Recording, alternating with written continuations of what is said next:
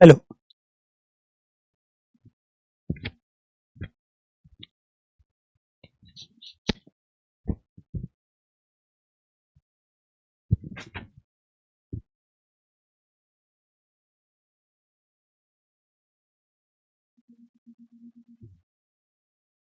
जी नमस्कार साथियों, good morning प्यारे दोस्तों, जय हिंद, वंदे मातरम, राधे राधे। आज की जो हमारी क्लास है प्यारे दोस्तों, उसके अंतर्गत ग्रुप नंबर 1 और ग्रुप नंबर 1 के अंतर्गत हम लेंगे इन तमाम टॉपिक को। पूरे हिंदी के सिलेबस को प्यारे दोस्तों हमको ग्रुप में डिवाइड करेंगे। जैसे ये ग्रुप नंबर 1 के अंतर्गत जो हमें टॉपिक करने हैं सीक्वेंस में, वो है वर्णमाला। इसके बाद में दूसरा संधि। तीसरा टॉपिक है हमारा उपसर्ग। और इसके बाद चौथा टॉपिक है हमारा प्रत्यय। और पांचवा टॉपिक है हमारा वर्तनी। ये टॉपिक सारे आपस में एक दूसरे पर डिपेंड है प्यारे दोस्तों। और इस ग्रुप का जो रोल रहना है, यहाँ से जो क्वेश्चन पूछे जाएंगे आपकी परीक्षा में, वो आपको ध्यान रखना है। मिनिमम 3 से लेके 5% अकेले इस ग्रुप से आते हैं। अगर हम सीक्वेंस में पढ़ेंगे तो लॉजिकली चीजें समझ में आएगी। अगर आप कहीं से कोई भी टॉपिक पहले पढ़ लोगे, जो भी एक दूसरे पर डिपेंड है, उस हिसाब से नहीं चलोगे तो चीजें समझ में नहीं आए। वर्णों के मेल को प्यारे दोस्तों हम संधि कहते हैं। तो वर्णों की जो कंडीशन है वो संधि में हम अप्लाई करते हैं। और संधि के द्वारा ही प्यारे दोस्तों हम उपसर्ग, प्रत्यय, वर्तनी, पर्यायवाची शब्द और अनेकार्थी शब्द, ये संधि पर डिपेंड है। इसके साथ प्यारे दोस्तों हम उपसर्ग प्रत्यय की पहचान तब तक नहीं कर सकते जब तक संधि वाले कॉन्सेप्ट को क्लियर नहीं करेंगे। इसके बाद हम किसी भी शब्द की शुद्ध वर्तनी या अशुद्ध वर्तनी तब तक नहीं बता सकते जब तक हमें प्रत्यय, उपसर्ग, संधि और वर्णों का ज्ञान ना हो। ये जो क्लास है ये ऑलरेडी प्यारे दोस्तों डेमो के रूप में है, ये आपको ध्यान रखना है, ठीक है। तो यहां से ये सारी की सारी क्लासें आपको अटेंड करनी है वर्णमाला की।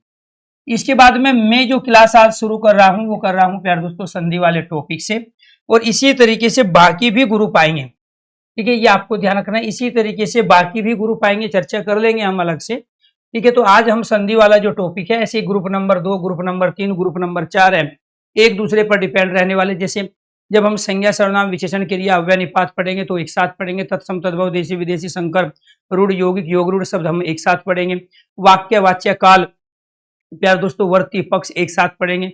इसके बाद समास है, कारक चिन्ह है, ये दोनों एक दूसरे पर डिपेंड है, इनको एक साथ पढ़ेंगे। लिंग और वचन। तो इस तरीके से हिंदी व अन्य भारतीय भाषाएं, हिंदी काव्य, हिंदी साहित्य, यानी जो भी हमारे सिलेबस के जो अलग अलग सेक्शंस हैं, उस सेक्शंस के अंदर जो भी हमारे टॉपिक्स हैं वो सारे के सारे हम यहाँ सीक्वेंस में करेंगे। लेकिन इससे पहले प्यारे दोस्तों आपको कुछ डेमो क्लास साथ के साथ में कुछ प्यारे दोस्तों डेमो के रूप में सीक्वेंस में जो क्लास मिली है वो आपको अटेंड करनी है।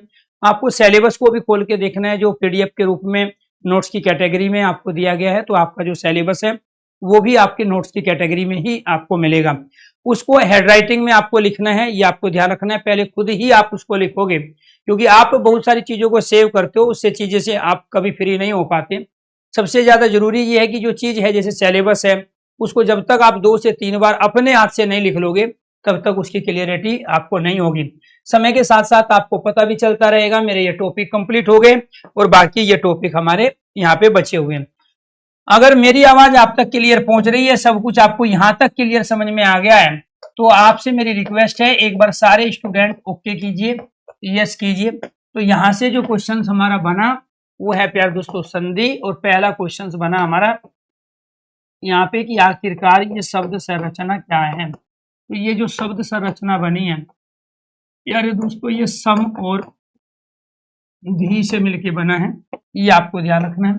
इसके अंतर्गत सम क्या है, आपका उपसर्ग है, और ये धी क्या है, इसके अंतर्गत मूल शब्द है। तो ये क्या है, आपका मूल शब्द। और ये मूल शब्द किस रूप में आया है, ये क्रिया के रूप में आया है, जिसको इंग्लिश में वर्ब और संस्कृत में धातु भी कहते हैं। इसके बाद में प्यारे दोस्तों दूसरा जो क्वेश्चन है हमारा वो है शाब्दिक अर्थ। दूसरा क्वेश्चन क्या है, शाब्दिक अर्थ, संधि का शाब्दिक अर्थ क्या होता है? तो संधि का शाब्दिक अर्थ होता है प्यारे दोस्तों मेल।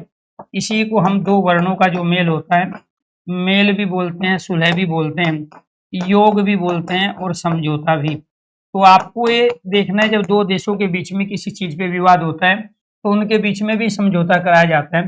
दो व्यक्तियों में कोई झगड़ा होता है तो उनके बीच में भी सुलह होती है। ऐसे यहाँ वर्णों के बीच में मेल और योग होता है। इसके बाद में फिर यहाँ से तो तीसरा क्वेश्चन हमारा बनता है, वो है प्यारे दोस्तों यहाँ डेफिनेशन अर्थात परिभाषा। तो संधि की जो परिभाषा है तो वो क्या है जी हमारी, दो निकटवर्ती वर्णों का मेल, दो निकटवर्ती वर्णों का जो मेल होता है उसको हम क्या कहते हैं, संधि। अब वो निकटवर्ती वर्णों का मेल कैसे होगा, दो निकटवर्ती वर्णों का मेल, जैसे हमने प्यारे दोस्तों यहाँ पे शब्द ले लिया पूरा अवशेष, तो इसमें आपको ये ध्यान रखना है संधि क्या करती है, शब्द की संरचना को छोटा करती है। यहाँ पे हमने शब्द को सबसे पहले ऐसी जगह से अलग किया जहां उसका मीनिंग हो। यहाँ पे पूरा का मतलब होता है प्राचीन और अवशेष का अर्थ होता है बचा हुआ भाग। तो पूरा अवशेष का अर्थ क्या हो गया, प्राचीन बचा हुआ भाग। यहाँ से हमने क्या ले लिया प्यारे दोस्तों, इधर से हमने अंतिम वर्ण ले लिया आ, इधर से हमने प्यारे दोस्तों बाद वाले शब्द का पहला वर्ण ले लिया और ये दोनों को मिला के क्या बन गया, आपका आ बन गया। यानी कि यहाँ से जो हमारे पास वर्ण आया है वो आया है ये वाला आ, और इससे आया है ए। आ और ए को मिला के आ ही बनता है, क्योंकि ऐसा कोई हमारे पास वर्ण है नहीं कि हम इसको इस रूप में लिख दें। ठीक है, तो जब ये बना है आपका तो यहाँ पे ये आ ही आया हुआ है, तो इसका मतलब क्या हो गया कि दोस्तों दो सजातीय एक जैसे वर्णों के मेल की वजह से ये कहलाया सजातीय अर्थात दीर्घ स्वर संधि का उदाहरण। तो यहाँ वर्णों का आपस में मेल हुआ और उनसे एक नया शब्द बना लिया। तो संस्कृत का जब प्रयोग हो रहा था समाज के अंतर्गत, तो संस्कृत की भाषा के अंतर्गत पूरा का अर्थ हम प्रयोग करते थे प्राचीन के अर्थ में, पुराने के अर्थ में, अवशेष का प्रयोग करते थे बचे हुए भाग में। तो जो पुराना बचा हुआ भाग है उसको क्या कहते हैं, पूरा अवशेष। तो पूरा तत्व विभाग भी है भारत में, जो जो जमीन के अंदर से तमाम जो चीजें मिलती है, ठीक है, उसके आधार पे वो विश्लेषण करता है कि कोई चीज कितनी पुरानी है, हमारी सभ्यता संस्कृति, उसके बारे में जानकारी हमें पूरा अवशेष विभाग या पूरा तत्व विभाग ही देता है। तो पूरा प्राचीन है, अवशेष बचा हुआ भाग। तो इस तरीके से दो निकटवर्ती वर्णों के मेल को हम क्या कहते हैं, संधि।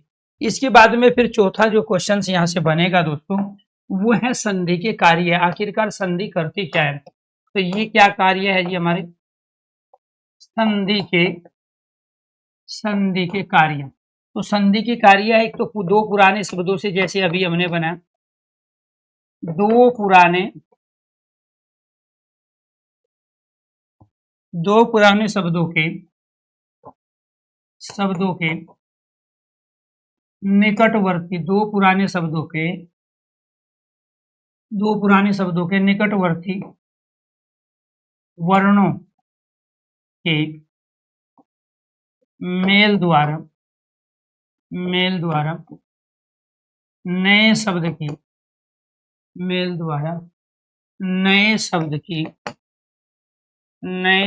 की रचना करना, ये क्या है जी, संधि का कार्य। नए शब्द का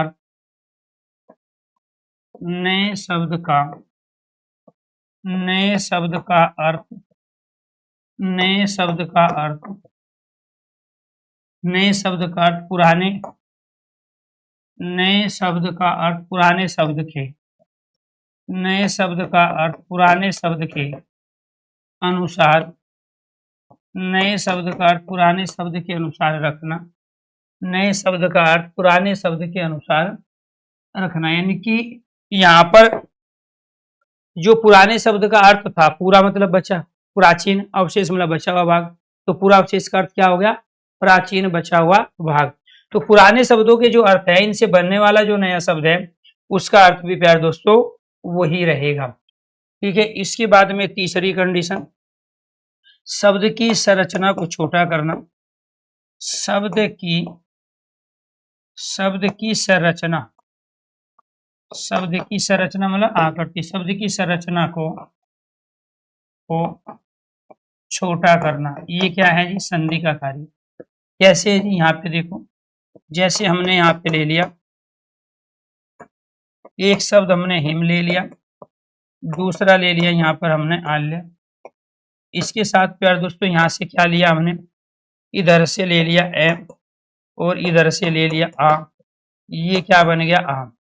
अब जो संधि के माध्यम से ये जो शब्द है हमारा, ये किस रूप में बना? ये बन गया हिमालय। अगर संधि नहीं होती तब आप कैसे बनाते इसको?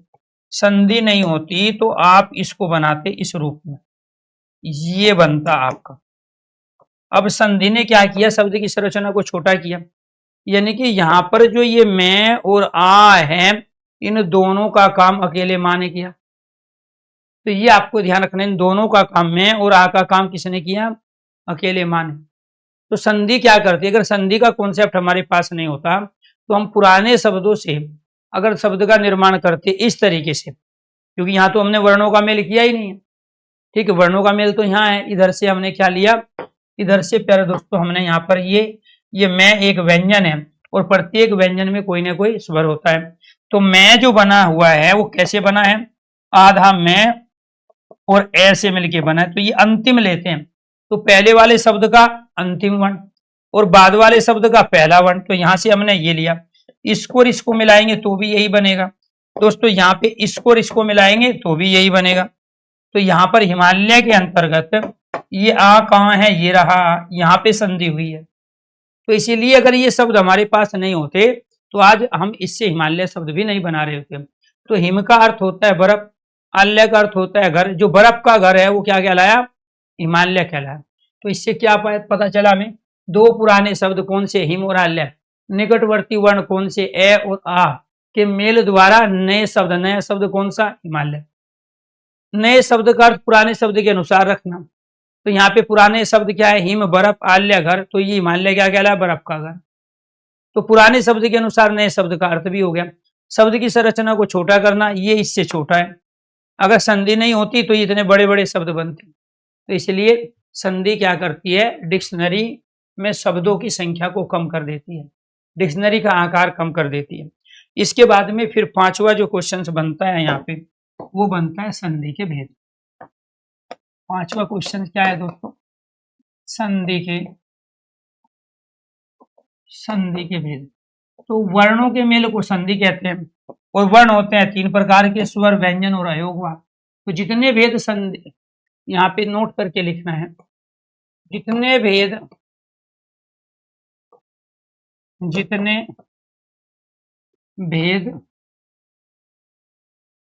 कहते हैं, संधि वर्णों के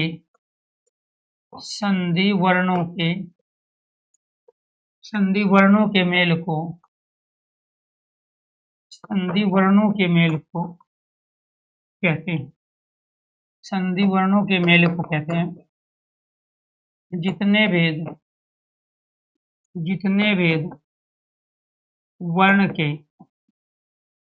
भेद वर्ण के होते हैं, उतने ही भेद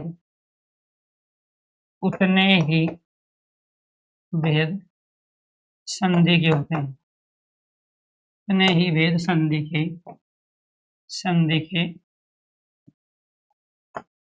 होंगे। अब वर्ण के भेद क्या है?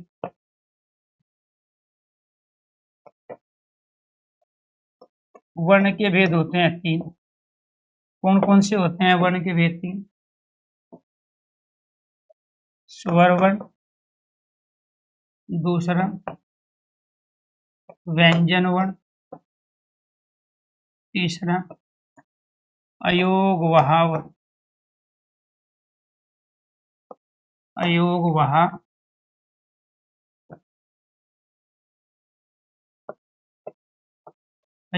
वर्ण। इसके बाद संधि के भेद जी। संधि के भेद तीन। कैसे? एक भेद हो गया हमारा स्वर संधि, जहां 11 स्वर वर्णों का मेल होगा। दूसरा भेद हो गया हमारा व्यंजन संधि, जहां या तो दोनों व्यंजन हो या व्यंजन के साथ में स्वर हो। और तीसरा भेद होता है हमारा विसर्ग संधि। अब ये विसर्ग कहाँ से आया, ये यहाँ से आए। ये जो है आपको ध्यान रखना है, ये यहाँ से आए, ये यहाँ से आए। और अयोगवाह दो होते हैं, एक अनुस्वार और दूसरा विसर्ग। और अयोगवाह में जो विसर्ग है उसी विसर्ग से क्या बना यहाँ, विसर्ग संधि। तो ये आपको ध्यान रखना, उसी से क्या बना, विसर्ग संधि। तो इस तरीके से संधि वर्णों के मेल को कहते हैं। ठीक है, जितने भेद वर्ण के होते हैं उतने ही भेद संधि के होंगे। तो इस तरीके से स्वर संधि, व्यंजन संधि और विसर्ग संधि। इसके बाद स्वर संधि कहाँ होगी, 11 स्वर वर्णों का जो मेल होता है, 11 स्वर वर्णों, 11 स्वर वर्ण में से किन्हीं दो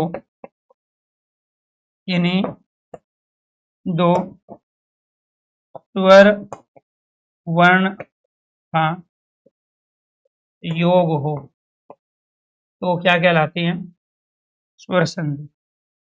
इसके बाद व्यंजन संधि कहाँ होगी, व्यंजन संधि होगी व्यंजन के साथ में व्यंजन आ जाए और व्यंजन के साथ में स्वर आ जाए, या फिर व्यंजन के साथ व्यंजन आ जाए, व्यंजन के साथ में अगर दूसरा व्यंजन आ जाए तो व्यंजन संधि होगी। विसर्ग संधि कहाँ होगी, विसर्ग संधि होगी विसर्ग का किसी वर्ण में परिवर्तन।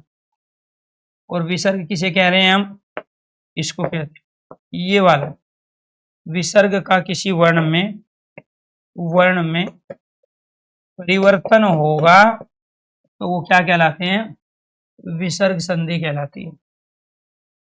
ठीक है, अब इनके एग्जाम्पल देखो आप। स्वर संधि कहाँ होगी, व्यंजन कहाँ और विसर्ग कहाँ। यहाँ पे स्वर संधि, जैसे शब्द आ गया हमारे पास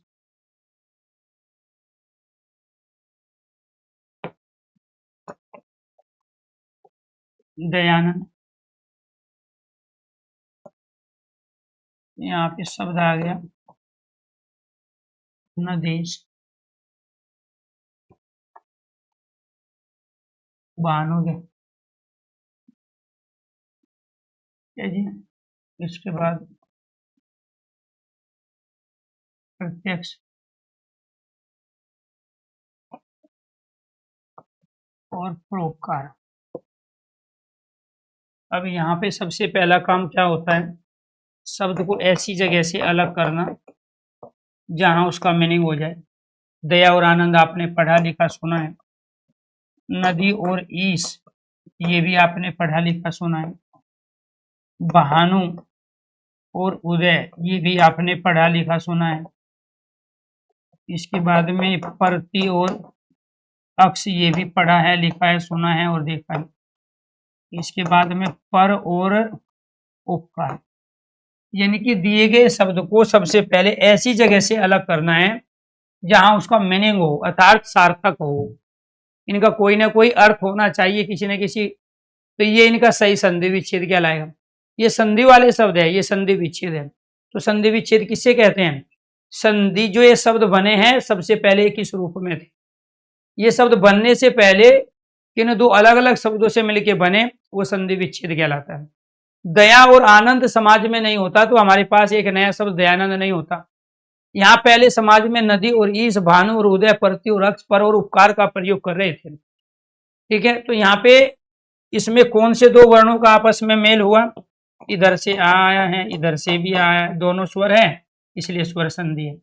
और दोनों मिलके क्या बनाएंगे, दोनों मिलके आ बनेगा। इधर से क्या, इधर से ई है, ये भी ई है। यहाँ पर क्या है, इधर से ऊ है, ये भी आपका ऊ है। तो यहाँ पर क्या है, ये वाला ई है और ये वाला ए, दोनों स्वर है इसलिए स्वर संधि है। और यहाँ पर क्या है, रे में से ए ले लिया इधर से और इधर से ले लिया ऊ, तो ये क्या कहलाए आप, तो ये सारे स्वर है, इन दोनों को मिलाने के बाद में क्या बनेगा? आ बनेगा। आ कहाँ है? ये रहा। इन दोनों को मिलाने के बाद में क्या बनेगा? ई कहाँ है? ये रहा। इन दोनों को मिलाने के बाद में क्या बनेगा? बड़ा ऊ कहाँ है? ये रहा। ए और ई को मिलाने के बाद में क्या बनेगा? ये कहाँ है? ये रहा। ए और ऊ को मिलाने के बाद में क्या बनेगा? औ कहाँ है? ये रहा। तो यानी कि दो वर्णों को मिलाने के बाद में अगर स्वर बनता है, या दो वर्णों का जो मेल हो रहा है, और वे दोनों के दोनों स्वर है, तो स्वर संधि के उदाहरण होंगे। भाई हमने 11 में से क्या किया? 11 स्वर वर्ण में से किन्हीं दो स्वर वर्णों का योग हो, तो 11 स्वर वर्ण में से हमने आ का लिया, ई का लिया, ऊ का लिया, ए यहाँ पे ई ऊ लिया, ए और ऊ ले लिया, तो उन्हें 11 स्वर में से तो है ये, इसलिए सारे के सारे क्या कहलाएं? स्वर संधि के उदाहरण। ठीक, अब आ जाओ व्यंजन संधि। तो दूसरा जो भेद है आपका, हम डिटेल में पढ़ेंगे चीजों को। व्यंजन संधि, व्यंजन संधि कहाँ होगी? जैसे यहाँ हमने शब्द ले लिया समाचार,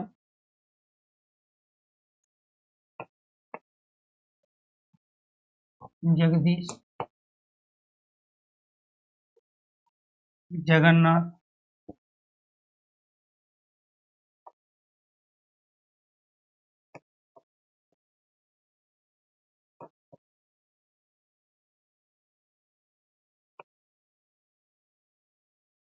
संस्कृत। तो यहाँ पे क्या है?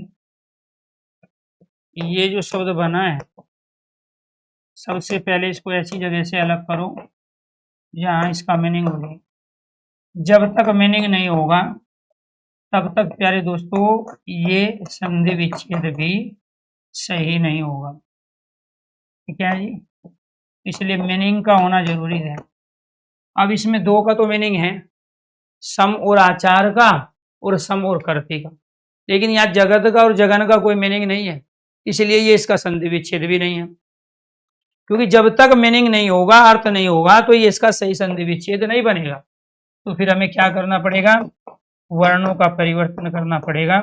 ये जगत और ईश बनेगा, और ये बन जाएगा आपका यहाँ पे जगत और नाथ।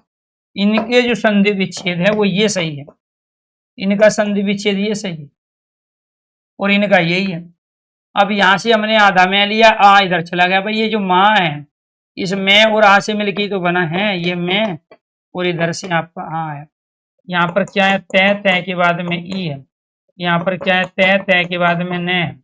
यहाँ से ये लिया, यहाँ से ये लिया, यहाँ से ये लिया, यहाँ से ये लिया, यहाँ से ये लिया, यहाँ से ये लिया, और ये क्या है? यहाँ पर ये आपका मैं और ये आपका यहाँ, ये दोनों के दोनों व्यंजन है, इसलिए व्यंजन संधि का उदाहरण है। ये दोनों के दोनों व्यंजन है, व्यंजन संधि का उदाहरण है। एक व्यंजन एक स्वर है, व्यंजन संधि का उदाहरण है। एक व्यंजन एक स्वर है, व्यंजन संधि का उदाहरण है। व्यंजन संधि में आपको क्या बताया गया कि व्यंजन के साथ में स्वर आ जाएगा। व्यंजन के साथ स्वर कहाँ आ रहा है? ये देखो, व्यंजन के साथ स्वर ये वाला, व्यंजन के साथ क्या आ जाएगा? व्यंजन के साथ स्वर, व्यंजन के साथ स्वर, व्यंजन के साथ व्यंजन है, व्यंजन के साथ व्यंजन है, ये वाली कंडीशन देखो। ठीक है जी, व्यंजन के साथ स्वर, व्यंजन के साथ व्यंजन आएगा तो क्या है? व्यंजन संधि कहलाती है। अब इसको समझो जी, यहाँ पे इस कंडीशन को, ये कंडीशन क्या कह रही है कि प्रत्येक वर्ग का पहला अपने वर्ग के तीसरे में बदल जाता। तय, थे, दे, तो तय वर्ग का तीसरा वर्ण दे, तो शब्द का अर्थ बनाने के लिए, ये शब्द था, इसका मीनिंग नहीं था दे का, यहाँ पे जगत, तो इसका शब्द का मीनिंग बनाने के लिए वर्णों का परिवर्तन हुआ। प्रत्येक वर्ग का पहला अपने वर्ग के पांचवें में, या प्रत्येक वर्ग का पांचवा अपने वर्ग के पहले में बदल जाता है, नियम है।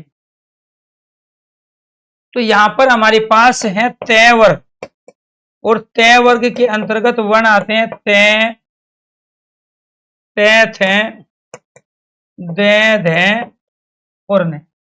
ये वाला आपका तीसरा है, ये वाला आपका पांचवा है, ये वाला पहला है। तो जब शब्द का मीनिंग नहीं बनता तो यहाँ पे इन दे और न का काम इनका ग्रुप लीडर करता है, और वो ग्रुप लीडर है यहाँ तय। तो ये जो वर्ग जाना जाता है तय के नाम से जाना जाता है। तो जब ये तीसरा और पांचवा अपना काम नहीं करेंगे तो जो इनका ग्रुप लीडर है, इनका जो परिवार का मुखिया है, वो काम करके देगा। ये नियम है। जैसे a + b² बराबर a² b² 2ab है। जैसे सोडियम और क्लोराइड को मिलकर साधारण नमक साइंस में बनता है, ऐसे ही हिंदी में प्रत्येक वर्ग का पहला, तीसरा, पांचवा शब्द का अर्थ बनाने के लिए परस्पर परिवर्तित हो जाते हैं, चेंज हो जाते हैं। इनका संधि विच्छेद ये क्यों नहीं था? क्योंकि इनका मीनिंग नहीं था। और सार्थक शब्दों से ही सार्थक शब्द बनाए जा सकते हैं। अब ये निरर्थक शब्द थे, इनसे बनेगा ही नहीं वो। तो सबसे पहले कंडीशन जगत संसार ईश स्वामी, तो जो संसार का स्वामी है वो जगदीश है। तो यहाँ तय का परिवर्तन दय में हुआ, आधा दय और ई ये दोनों मिलकर यहाँ पे बन गए आपके ये वाले दी। यहाँ पे देखो, यहाँ पे तय का परिवर्तन नय में हुआ, ये रहा आपका नय। तो जगत संसार नाथ स्वामी, तो संसार का स्वामी जगन्नाथ है। सम और करती संस्कृत, ठीक है। मैं के बाद में कर क्रिया या कैसे बना शब्द आता है तो बीच में दंतव्य से का आगम हो जाता है। दंतव्य से है, ये नियम है, आगे बताएंगे। अभी तो केवल इतने बता रहे हैं कि व्यंजन संधि क्या होती है, ये कैसे बना, ये कैसे बना, अभी आएगा आपके सामने। तो यहाँ रूल नियम क्या है कि मैं के बाद में कर क्रिया या कैसे बना शब्द आता है तो दोनों के बीच में दंतव्य से आ जाता है और इस वाले मैं का अनुस्वार में परिवर्तन हो जाता है। कुछ बात समझ में आई? तो ये क्या कीजिए आपकी व्यंजन संधि। तीसरा है जी आपकी विसर्ग संधि। विसर्ग संधि, विसर्ग संधि कहाँ है जी? जैसे हमने यहाँ पे ये ले लिया, इससे पहले क्या था, ये निर और धन था। इससे पहले क्या था, ये इससे पहले ये था। यहाँ पर क्या हो गया, यहाँ पर इस वाले विसर्ग का परिवर्तन इस वाले रे में हो। तो पहले कंडीशन ये बनी, दूसरी ये बनी, तीसरी कंडीशन में जाके शब्द बना निर्धन। समाज में हम इनका प्रयोग कर रहे थे। नी का अर्थ था बिना, और धन जो बिना धन के बिना पैसे के हैं वो निर्धन कहलाए। तो जहाँ पैसे का अभाव है तो नी उपसर्ग है, धन यहाँ मूल शब्द है, इस विसर्ग का परिवर्तन रह में हुआ, इसी वजह से इसको विसर्ग संधि कहते हैं।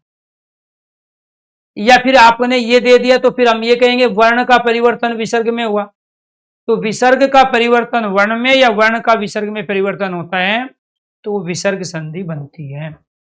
क्लियर? जैसे यहां हमने शब्द ले लिया दूरावस्था,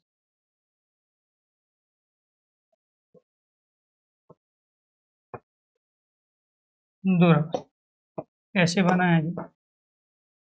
दूर और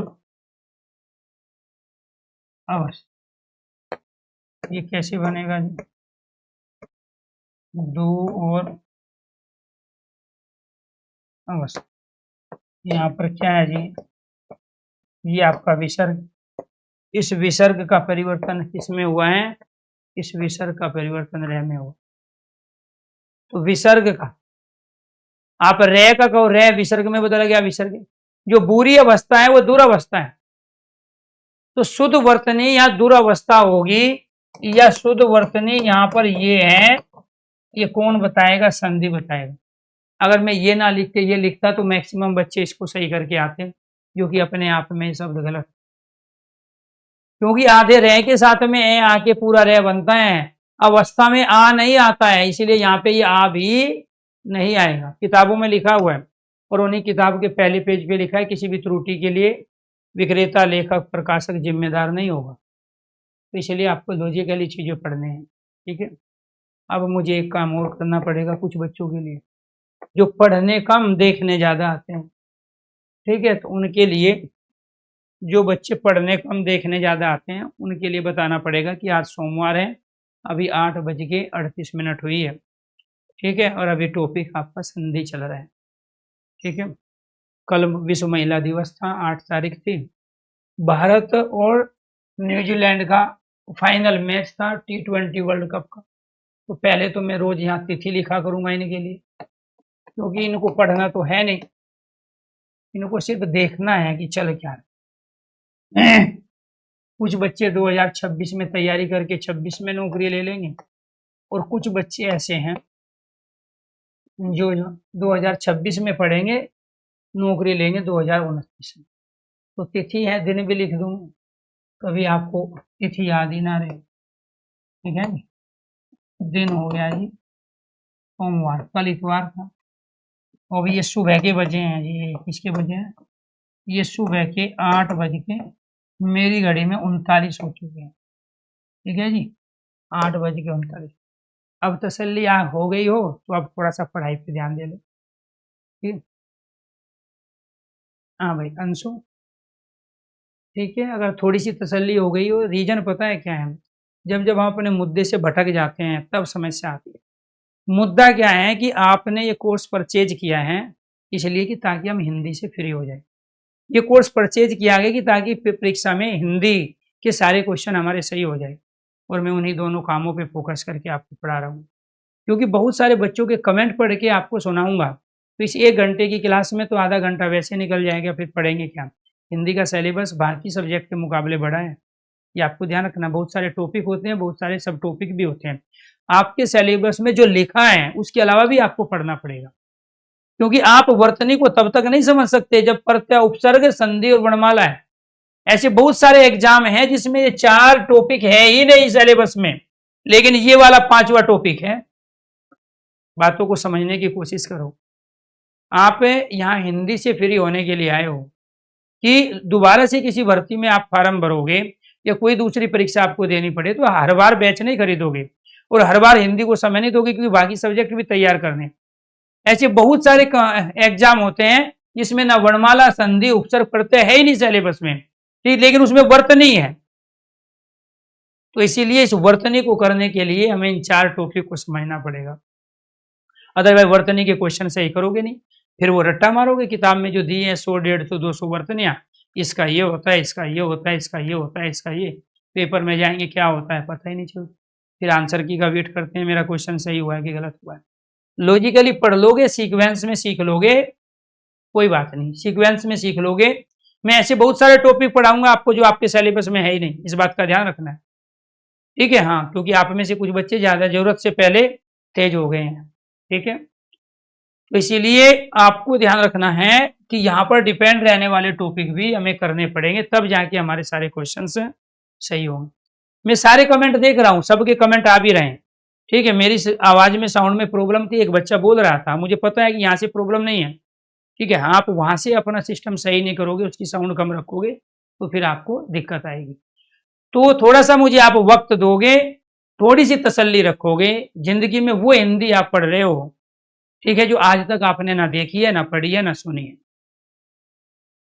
इसीलिए इसमें से हर टॉपिक में से 50% चीजें नहीं आएगी आपके पास, और वो भी रटना नहीं है, लॉजिकली इस चीजों को सीक्वेंस में समझना है। क्योंकि जब हम एक सीक्वेंस में चीजों को लेके चलेंगे तो मैं गारंटी के साथ कहता हूं आप अपने आप खुद लॉजिक दोगे।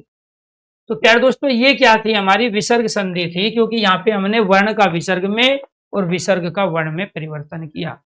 इसके बाद में क्वेश्चन बनता है हमारा स्वर संधि के भेद। स्वर संधि के टॉपिक कंप्लीट, डाउट भी कंप्लीट। जब तक टॉपिक कंप्लीट नहीं होता तब तक डाउट है, ये आपको ध्यान रखना। स्वर संधि के 5 भेदों में एक होता है हमारा दीर्घ संधि, दूसरा होता है यण संधि, यण संधि, तीसरा होता है गुण संधि, फोर्थ होता है वृद्धि संधि, और फिफ्थ होता है अयादि संधि। क्या है? अयादि। निम्नलिखित में से कौन सा स्वर संधि का भेद नहीं है? इन 5 को छोड़ के जो भी आ जाए स्वर संधि का भेद नहीं।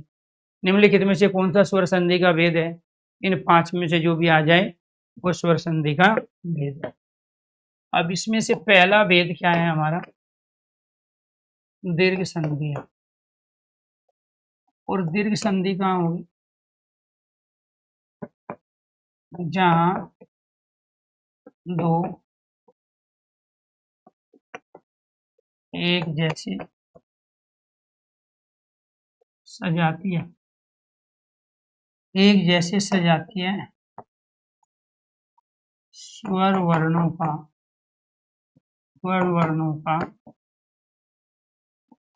मेल। दूसरा दीर्घ संधि कहाँ होगी? जहाँ इन्हें दो स्वर वर्ण के योग से आ, ई, ओ और री वर्ण बने।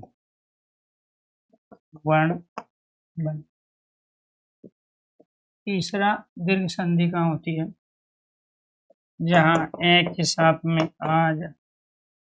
ए के साथ में ए आके आ बनाए, ई के साथ में ई आके बड़ा ई बनाए, ओ के साथ में ओ आके बड़े वाला ओ बने, और री के साथ में री आके बड़ा री बने,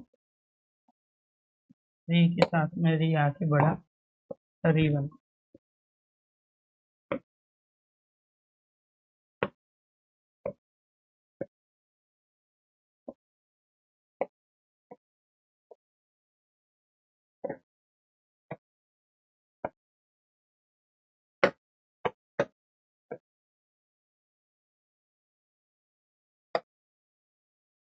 ये जो कंडीशन है आपकी, ये पहली कंडीशन है, ये दूसरी कंडीशन है, ये तीसरी कंडीशन है, ये चौथी कंडीशन।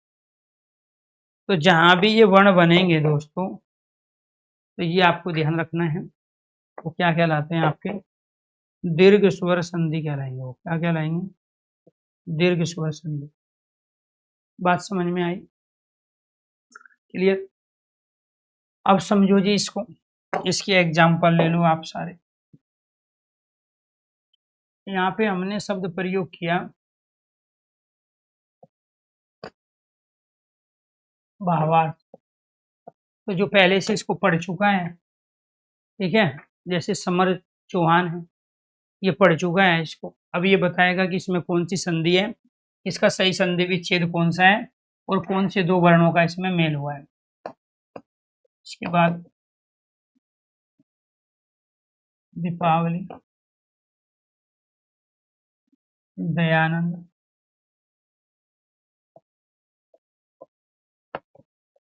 विद्यालय, विद्यार्थी। बताओ सबसे पहला काम क्या होता है? शब्द को ऐसी जगह से अलग करना जहां उसका मीनिंग हो जाए। ये क्या है जी? दीप और अवले। ये क्या है जी? दया और आनंद। और ये क्या होगा जी? यहाँ पे विद्या और आल्य। और ये क्या होगा जी? विद्या और अर्थ, विद्या को ग्रहण करने वाला। अब कौन से दो वर्णों का मेल हुआ जी? इधर से ए आया, इधर से है, यहाँ पे भी ए और है, यहाँ पे आ और आ आया, इधर से भी आ और आ आया है, इधर से आ और ए आया। इनको मिलाने के बाद में क्या बना? इनको मिलाने के बाद में आ बन गया। आ कहाँ है? ये रहा। इनको मिलाने के बाद में आ बना, ये रहा। इनको मिलाने के बाद में आ बना, ये रहा। इन दोनों को मिलाया तो क्या बन गया? आ बन गया, ये रहा। और इन दोनों को मिलाया तो ये क्या बना? आ बन गया, ये रहा। तो ये सजातीय है जी। ये क्या है? ये सजातीय है। दोनों एक जैसे वर्ण है, और जहां दोनों एक जैसे, ये दोनों के दोनों एक जैसे हैं, ये भी दोनों के दोनों एक जैसे, ये भी दोनों के दोनों एक जैसे हैं, ये भी दोनों के दोनों एक जैसे हैं, और ये भी दोनों के दोनों, जब ये दोनों एक जैसे हैं तो सजातीय हुए। जहां सजातीय वर्णों का मेल होगा वो दीर्घ स्वर संधि कहलाएगी। जहां दो एक जैसे सजातीय वर्णों का मेल हो, यहाँ के नहीं दो स्वर वर्णों के मेल से क्या बन जाए आपका, ये बन गया जी आपका ए और ए को मिला के क्या बन गया आपका, ये बनेगा। ये तीनों कंडीशन अप्लाई हो गई इन सभी एग्जाम्पल पर, इसलिए दीर्घ स्वर संधि का उदाहरण है। समाज में पहले ये थे, ये तो बाद में बने। समाज में भाव और अर्थ को अलग अलग सेंस में प्रयोग में ला रहे थे हम, ठीक है जी। इसके बाद दीप, दिया, अवली, पंक्ति, जो दिए की पंक्ति है, दीपावली, दया, आनंद, ठीक है। विद्या, शिक्षा, आल्य, घर, विद्या का घर, ठीक है। विद्या के लिए जो घर है, विद्यार्थी, ठीक है। विद्या को ग्रहण करने वाला, अर्थ मतलब ग्रहण करना, वो विद्यार्थी कहलाया, ठीक है। तो सजातीय वर्ण थे, और जब सजातीय वर्ण थे तो दीर्घ संधि तो अपने आप ही कहलाएगी। अब और देख लो जी, इसमें आपसे पूछा जाएगा देवालय, कार्यालय, पूरा अवशेष, ठीक है जी।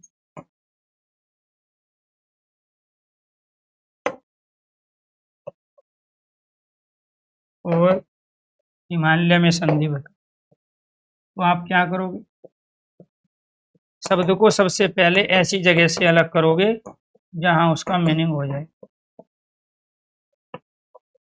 कार्य और आल्य, ये पूरा और अवशेष, और ये इसको संधि विच्छेद कहते हैं।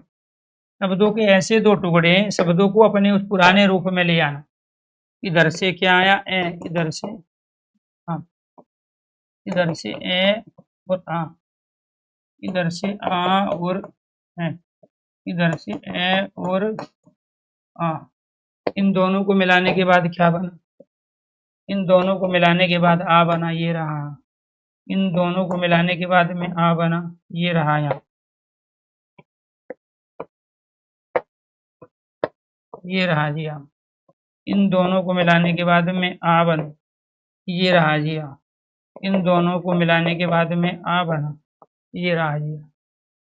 तो जब भी समाज में ये हो तो ये आपको ध्यान रखना है। तो ये सारे के सारे क्या थे जी, सजातीय वर्ण थे। जहां दो सजातीय वर्णों का मेल होगा वो दीर्घ स्वर संधि कहलाए।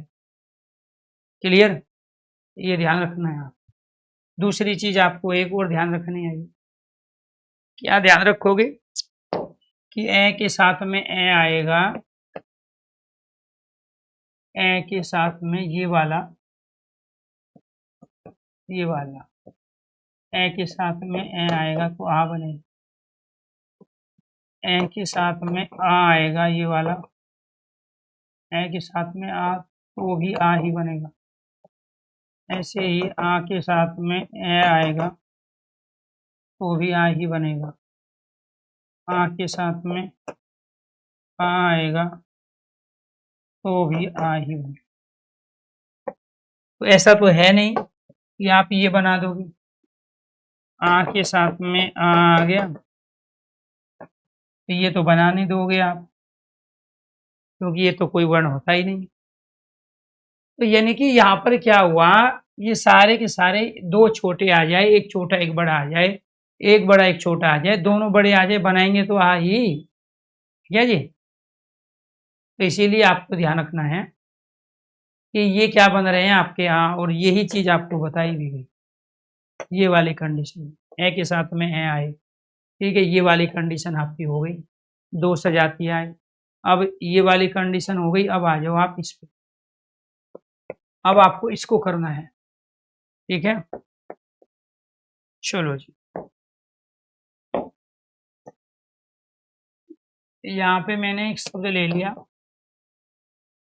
रविंद्र, इसके बाद में कविंदर, रविंदर, कविंदर, और यहाँ पे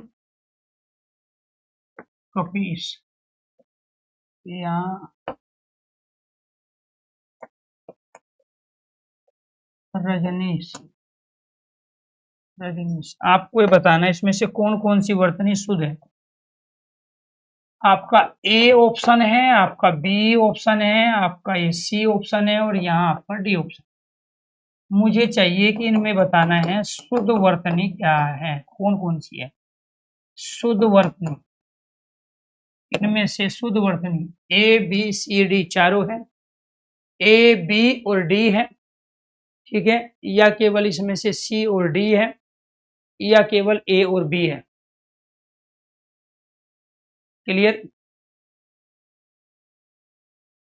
बात समझ रहे हो? शुद्ध वर्तनी में संधि के साथ साथ आपको 5 टॉपिक सिखा रहा हूं।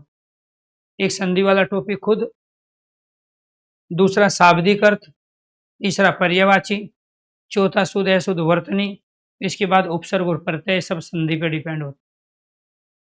ठीक है जी, सबको आंसर देना है। जितने भी स्टूडेंट लाइव है प्लीज सभी से रिक्वेस्ट है, सबको आंसर। जितनी गलती यहाँ कर लोगे पेपर में गलती से बच जाओगे, तो इसलिए जो भी दिमाग में आए आपको करना ही है यहाँ पे। तो इसमें देखो जी, यहाँ पे जो शब्द बनता है रवि और इंद्र से मिलके, ये जो बनता है कवि और इंद्र से मिलके, और ये जो बनता है कपि और इसको मिलकर, और ये जो बनता है ये रजनी और इसको मिलकर। कौन से दो वर्णों का मेल हुआ? छोटा ई और छोटा ई, छोटा ई और छोटा ई, छोटा ई और बड़ा ई। यहाँ पे दोनों क्या है? बड़ा ई। इन दोनों को मिलाने के बाद क्या बनेगा जी? ये भी दोनों बड़ा ई बनाएंगे, ये भी दोनों बड़ा ई बनाएंगे, और ये भी बड़ा ई बनाएंगे। अब फिर यहाँ पर क्या आएगा? यहाँ पे बड़ा ई आएगा, क्योंकि दोनों ई को मिला के बड़ा ई है। यहाँ पे भी बड़ा ई आएगा, यहाँ पे भी बड़ा ई आएगा, यहाँ पे भी। इसमें केवल और केवल है डी वाली वर्तनी सही थी, only D. A B C तीनों गलत थी। इसलिए संधि से हमें शुद्ध अशुद्ध शब्दों का पता चलेगा, संधि के माध्यम से शुद्ध और अशुद्ध शब्दों का पता चलेगा। इसीलिए रविंदर की सही वर्तनी ये होगी।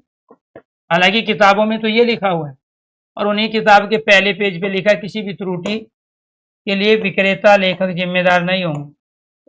इसके बाद में क्या है जी? कविंद्र। इसके बाद में क्या है जी? कपीश। और इसके बाद में क्या है जी? रजनीश। ये चारों की चारों वर्तनी सही है। और लॉजिक क्या है जी? लॉजिक ये है, यहाँ पे बड़ा ई, इसमें भी बड़ा ई, इसमें भी बड़ा ई, इसमें भी बड़ा ई है। क्लियर? ये आपको ध्यान रखना। आगे बढ़िए, पेशेंस रखना पड़ेगा, थोड़ा समय देना पड़ेगा, सारी चीजें आपके सामने आएगी। आपको टेंशन नहीं लेना है। आपको नोट्स, पीडीएफ, सिलेबस, ठीक है, आपको समय देना पड़ेगा, और ज़्यादा नहीं है। मैं आपका सिलेबस मई के लास्ट तक पूरा कर दूंगा। कुछ बच्चों का सिलेबस, प्यारे दोस्तों, आपको ध्यान रखना है, अलग अलग है। जब आप तैयारी करते हो किसी एग्जाम के लिए तो उसमें टॉपिक की संख्या कम और ज़्यादा होती है, कुछ का पहले हो जाएगा, ठीक है, ये आपको ध्यान रखना है। वेरी गुड, जी जी। यहाँ तक अगर क्लियर है चीजें, एक बार सारे स्टूडेंट ओके कीजिए, यस कीजिए। अब फिर आपसे ये पूछेगा वो कि इसमें बताइए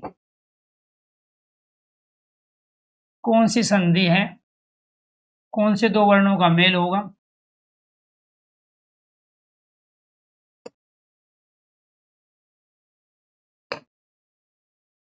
कैसे करोगे? नदी और ईश, ई और ई दो सजातीय वर्ण। यहाँ पे क्या आ गया? अब नदी ईश कहते हैं स्वामी को, जो नदी का स्वामी है वो क्या कहलाया? नदी का स्वामी कहलाया सागर अर्थात समुद्र। तो ये समुद्र का पर्यायवाची है, कौन बताएगा? संधि बताएगा। रजनी रात ई स्वामी, तो रात का स्वामी रजनीश कहलाया, तो ये चंद्रमा का पर्यायवाची हो गया। कपि बंदर ई स्वामी, बंदरों का स्वामी हनुमान कहलाया, तो ये हनुमान का पर्यायवाची हो गया। तो पर्यायवाची शब्दों का ज्ञान कहां से होता है? संधि से। किसी शब्द का मीनिंग कहां से पता चलता है? संधि से। शुद्ध वर्तनी का कहां से पता चलता है? संधि से।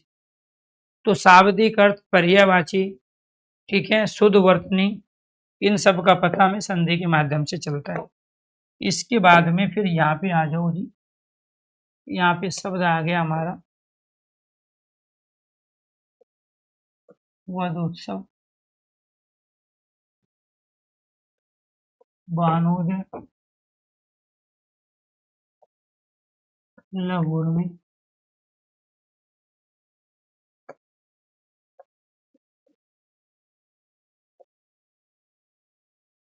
मंजूषा। आपको बताना है इसमें से कौन सी वर्तनी शुद्ध है। ए, बी, ई और डी, 4 ऑप्शन आपके पास है। शुद्ध वर्तनी बतानी है आप। अगर 3 सही है तो आप 3 को बताओ, 2 सही है 2, 1 है तो 1। कैसे बने हैं जी? ये शब्द बना है हमारा वधु और उत्सव से। ये शब्द बना है भानु और उदय से। ये शब्द बना है लघु और उर्मी से। और ये शब्द बना है मंजू और उषा से। कौन से 2 वर्णों का मेल हुआ? बड़े ऊ के साथ में छोटा ऊ, यहाँ पर 2 छोटे ऊ, यहाँ पे छोटे ऊ के साथ में बड़ा ऊ, और यहाँ पे बड़े ऊ के साथ में ये वाला बड़ा ऊ। तो ये आपको ध्यान रखना है। ये क्या कहलाया? यहाँ बड़ा ऊ कहलाया। ये क्या कहलाया? बड़ा ऊ कहलाया। ये क्या है? बड़ा ऊ है। ये क्या है जी? बड़ा ऊ। तो ये आपको ध्यान रखना है। ये क्या है जी? 2 सजातीय वर्ण एक जैसे, 2 एक जैसे सजाती है, 2 एक जैसे सजाती है, 2 एक जैसे सजातीय वर्णों का मेल हो गया। और जहां सजातीय वर्णों का मेल होगा ऊ बनेगा, वो क्या कहलाएगा? अभी जब इसमें छोटा ऊ है, यहाँ पे बड़ा ऊ है, ये आपको ध्यान रखना है। इसमें यहाँ छोटा है, इसमें यहाँ छोटा, यहाँ बड़ा है, यहाँ बड़ा, दोनों बड़े मिलके ये बन गया। ये वाला ऊ बन गया, ये ऊ बन गया, ये ऊ बन गया। ठीक है जी। इसीलिए इसकी जो शुद्ध वर्तनी है वो क्या कहलाएगी? वधोत्सव। ये ठीक है, ये गलत। भानुदय की शुद्ध वर्तनी क्या हो जाएगी? ये गलत है, ये सही है। और इधर सी और डी दोनों सही है। सी और डी दोनों सही है। तो शुद्ध वर्तनी का पता कहां से चलेगा? संधि के माध्यम से। 2 सजातीय वर्णों का मेल हो गया। यहां तक हमने कर लिया जी। ये क्या कह रहा है देखो, जहां 2 एक जैसे सजातीय वर्णों का मेल हो, जहां के नहीं 2 स्वर वर्णों से आ बने, ई बने, ये भी बन गया, जहां पे ऊ बने, ये भी बन गया जी। ठीक है, आ भी बना के दिखाया, ई भी, ऊ भी। तो हम यहां तक भी आ गए, ये भी हमने कर लिया। बच गया हमारा ये वाला। यहाँ पे हमने शब्द ले लिया ये वाला।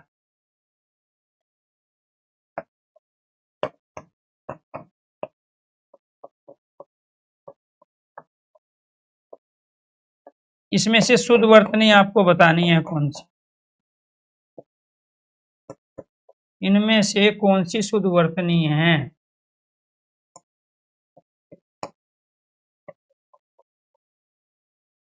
चलो, ये 1 2 3 4 आप इनको ABCD भी मान सकते हो। 1 2 3 4 ABCD भी मान सकते हो। इनमें से शुद्ध वर्तनी बतानी है आपको कौन सी है, बताइए। दिए गए शब्दों में शुद्ध वर्तनी क्या होगी?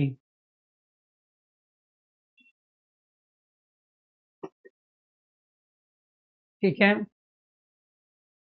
ए सही है गोपाल के अनुसार। बाकी के अनुसार कौन सा सही है जी? मैं 500 रुपया दूंगा, फोन पे के माध्यम से भेजेंगे। ठीक है, फोन पे के माध्यम से जो भी इसमें बताएगा। आप ए बी सी डी भी कह सकते हो, 1 2 3 4। इसमें केवल एक सही है, तीसरा सही। कितने ऋण, वेरी गुड। चलो, इसमें ये भी गलत है, ये भी गलत है, ये भी गलत है, ये भी गलत है। सही जो है वो ये है, ये वाला। इसमें एक री ये है आपका और दूसरा री आपका ये है। ये शब्द बना कैसे हैं वो भी देखो। इसमें से ये शब्द है आपका पितृ पिता, और ये हो गया आपका ऋण। ऋण में छोटा री आता है, बड़ा री नहीं आता। इसमें क्या हुआ, इसमें आ गया आपका री, इसमें भी आपका आ गया री, दोनों मिलके क्या बन गए, बड़ा री बन गए। दोनों मिलके बड़ा री बन। अब यहां आपको ये ध्यान रखना है, इसमें से ये वाला है, इसमें से ये लिया, दोनों री, एक री आपका ये हो गया और दूसरा री इसमें आपका ये हो गया। इसका प्रयोग, ये तो ऋण में होता है छोटे री का, इसका प्रयोग कहां होता है, रीचा में होता है, पितृ ऋण में होता है। रीचा में भी बड़ा री आता। तो ये 12वां स्वर है संस्कृत में, 11 स्वर हिंदी में होते हैं, हम इसका भी प्रयोग करते हैं। तो यहाँ पे दो कौन से हैं, ये दो, ये वाला आपका हो गया और दूसरा कौन सा हो गया, इसमें ये हो गया। ठीक है, तो ये वाली वर्तनी सही है, ये सारे के सारे गलत है। इसमें गलती क्या है, तो ये पितृण है, इसमें तो ऋण है ही नहीं कहीं, इसमें ये पितृ ऋण। आप प्यारे दोस्तों अगर आम को ऐसे लिखोगे, मैं आम को ऐसे लिख सकता हूं क्या, ऐसे, जब इन दोनों के लिए मेरे पास आ है तो मैं आम को ऐसे लिखूंगा ना, ऐसे तो नहीं लिख सकता आम को। इसमें भी आपने यही गलती की, जब इस री के साथ ये वाला री आया है तो दोनों री मिलके बड़ा री बनाएंगे ना, तो आप दोनों री को एक साथ लिख ही नहीं सकते। इसमें क्या है जी, एक री आपका ये आ गया, दूसरा एक ये आ गया बड़े वाला री, तो एक छोटा री एक बड़ा री, ये भी गलत हो गया। और इसमें यहाँ पित्त है ही नहीं, ये पित्त है, पित्त तो मतलब अम्ल होता है, एसिड जिसको बोलते हैं। तो डी इसलिए गलत है क्योंकि यहाँ पे पित्त, इसमें री है ही नहीं, तो ये सारे के सारे गलत है। ये वाला आपका सही है, यहां से पितृ बन गया, इस वाले ऋण का री यहाँ पे आ गया, तो वो वाला आपका क्या होगा, सही होगा। तो ये इसकी कंडीशन थी, तो आपकी ये भी हो गई, ये भी हो गई, ये भी हो गई, ये भी हो गई। अब आपको बताना है इसके बारे में कि इनमें से शुद्ध वर्तनी बताओ। मेरा फोकस एक दूसरे पर डिपेंड रहने वाले टॉपिक पे है। दुरुपयोग,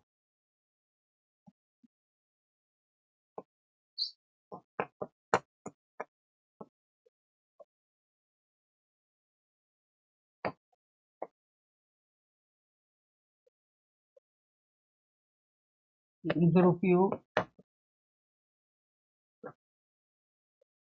गुरु उपदेश,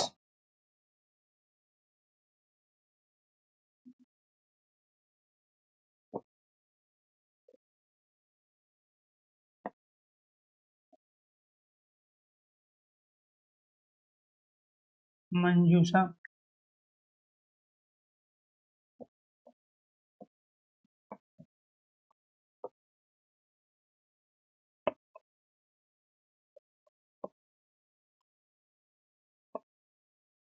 इनमें से शुद्ध वर्तनी बतानी है। शुद्ध वर्तनी कौन कौन सी है, शुद्ध वर्तनी का मतलब सही शब्द, शुद्ध वर्तनी बतानी है, इनमें से कौन कौन सी है। अगर ये आपने कर लिया तो मैं समझ जाऊंगा कि आप संधि के माध्यम से वर्तनी सीख पा रहे हो। अगर आपने इतना कर लिया तो मैं समझूंगा कि आप संधि के माध्यम से वर्तनी सीख पा रहे हो, शुद्ध अशुद्ध शब्द। जी जी। रचना समीर, आकांक्षा, अनामिका, वंदना, गोपाल, सत्यम, आकाश, अश्वनी, यश, भारती, संगम, वैभव, विशाल। सबको आंसर देना है जी, जितने भी बच्चे लाइव है प्लीज। जब तक गलती नहीं करोगे यहाँ पे तो फिर आपको ये समस्या आएगी। ठीक है जी, इसकी शुद्ध वर्तनी है ये वाली, दुरुपयोग, ये गलत है। इसकी शुद्ध वर्तनी है ये वाली, ये गलत है। इसकी शुद्ध वर्तनी है मंजूषा, ये वाली गलत, और ये अपने आप में सही है। इसमें केवल डी, फोर्थ ऑप्शन सही, सुश्रुत सही था। लॉजिक क्या है? लॉजिक देखो जी, लॉजिक ये है कि जो ये दुर और उपयोग से मिलके शब्द बना है, आप दुरुपयोग, जब हम यहाँ पर ये आधारय लेंगे, इसके साथ ऊ लेंगे, ये छोटा उपयोग का ऊ, तो ये क्या बनेगा? छोटा ऊ बनेगा। ये जो बनाया आधारय ऊ से मिलके बना है, इसीलिए यहां गलती आपने ये की है, ये बड़े वाला ऊ ले लिया आपने। प्यारे दोस्तों, एक हमारा ये होता है जो आधारय ऊ से मिलकर बनता है, एक हमारा ये होता है जो आधारय बड़े वाले ऊ से मिलकर बनता है। इसके बाद दूसरी गलती आपने क्या की? दूसरी गलती आपने की है ये, गुरु में छोटा ऊ आता है, उपदेश में भी छोटा ऊ आता है, इधर से छोटा ऊ लेंगे, इधर से भी छोटा ऊ लेंगे, तो ये दो छोटे ऊ मिलके क्या बन जाएंगे? बड़े ऊ बने। इसीलिए गुरु उपदेश में गलती ये है कि यहाँ पे बड़ा ऊ आए, ये वाला आएगा। ये मंजूषा में गलती ये थी कि आपने यहाँ अनुस्वार नहीं दिया, और सुश्रुत अपने आप में सही है, सु उपसर्ग है, श्रुत का मतलब होता है सुनना, तो अच्छी तरीके से जो सुनता है वो सुश्रुत है। तो इसमें केवल और केवल ये वाली वर्तनी सही थी। इसमें कौन सी संधि है जी? यहाँ पे दो एक जैसे सजातीय वर्णों का मेल बना क्या रहा है? ऊ बना रहे हैं, तो दीर्घ स्वर संधि हो गई, दीर्घ स्वर संधि। यहां पर इसमें क्या है जी? रे एक व्यंजन के साथ में ऊ आके ये बन गया, क्योंकि ये तो आया है विसर्ग के स्थान पे, तो उस कंडीशन में विसर्ग होगा। ठीक है, तो कल जो पढ़ेंगे दोस्तों हम स्वर संधि का दूसरा भेद पढ़ेंगे, और वो है यण संधि। तो कल जानेंगे हम संधि के माध्यम से उपसर्ग और प्रत्यय की पहचान। ठीक है जी, संधि के माध्यम से उपसर्ग और प्रत्यय की पहचान। लास्ट वाले में कोई संधि नहीं है, ठीक है, क्योंकि इसमें वर्णों का मेल ही नहीं हुआ। जरूरी नहीं है दुनिया के सारे शब्दों में, भाई मेरा नाम अरुण है, मेरा नाम अरुण है, इसमें कोई संधि नहीं है, ठीक है, लेकिन मैं इसमें एक शब्द और मिला दूं, अब इसमें संधि हो गई। कौन सी संधि हो गई? ये अरुण, और इधर से क्या आ गया? उदय, इधर से ए आया आपका, और इधर से आया आपका ऊ, तो ये क्या हो गया आपका? ऊ। अब ये क्या हो गया? ये हो गया गुण स्वर संधि। ए और ऊ मिलके औ बनाएगा गुण स्वर संधि। तो जरूरी नहीं दुनिया के सारे शब्दों में संधि हो, कुछ समास से भी बनते हैं, कुछ उपसर्ग प्रत्यय से भी बनते हैं, तो ये उपसर्ग से बनने वाला शब्द है, इसमें वर्णों का मेल हुआ ही नहीं। तो जब वर्णों का मेल ही नहीं हुआ तो संधि नहीं हुआ। संधि किसे कह रहे हैं? वर्णों के मेल हो, तो जहां वर्णों के मेल होंगे वहीं तो संधि होगी। तो साथियों, कल जो क्लास होगी हमारी कौन सी होगी? यण संधि, गुण वृद्धि और अयादि स्वर संधि के पांचों भेद हम कंप्लीट कर देंगे। अगर यहां तक चीजें समझ में आ गई हो तो एक बार सारे स्टूडेंट ओके कीजिए, यस कीजिए।